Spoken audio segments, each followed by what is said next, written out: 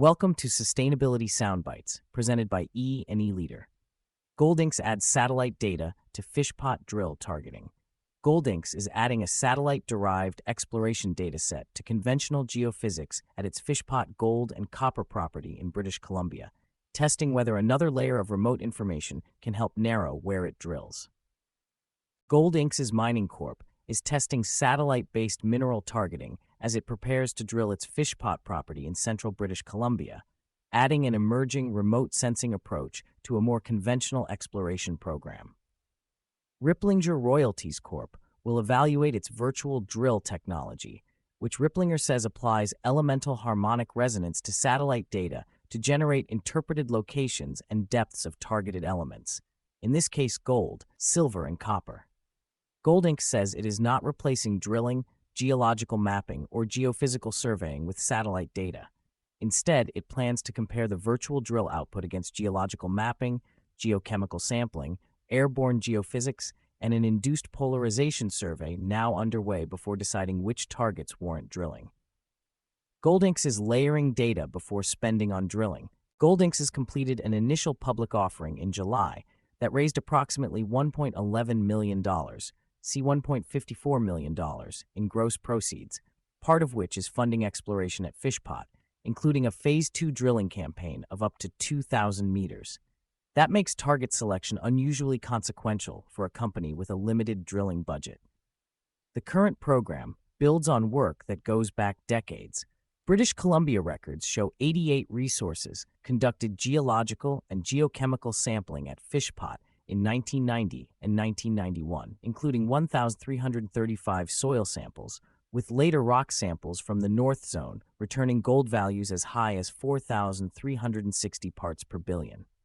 Airborne magnetic and radiometric surveying followed in 2025, and the company is now running a three-dimensional induced polarization survey, an established geophysical method for identifying subsurface electrical characteristics associated with mineralization.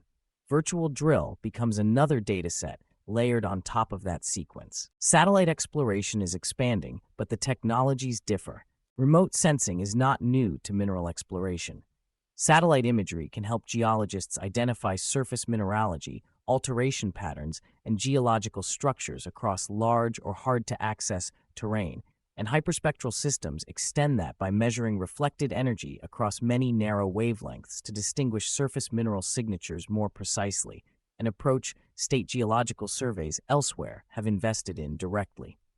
Ripplinger is making a substantially broader claim that virtual drill can remotely detect specific elements and map their spatial location and depth using proprietary algorithms and artificial intelligence applied to satellite data. Those claims should not be confused with the more established use of satellite or hyperspectral imagery to characterize surface mineral signatures, and GoldInxs itself appears to recognize the distinction, saying any virtual drill targets will be validated against conventional exploration data before drilling rather than treated as evidence of a discovery on their own. The comparison will be the real test. For an early-stage explorer, reducing the number of low-value drill holes can have an outsized financial impact, since drilling requires mobilizing crews, building site access, and completing laboratory analysis, costs that weigh heavily on junior mining budgets already stretched thin by weaker exploration financing.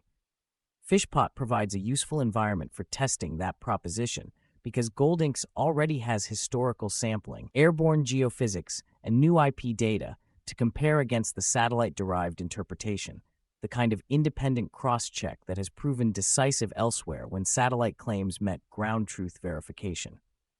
The property covers 2,472 hectares, with additional tenure applications that could bring the total to roughly 4,925 hectares, and has year-round road access and power infrastructure about 20 kilometers away. If virtual drill's anomalies line up with the conventional data, it could help narrow the targets GoldInxs takes into its planned drill campaign. Interested in a soundbite sponsorship? Check out the energy category, currently sponsored by Amazon. Reach out to our team for more information. Thank you for listening.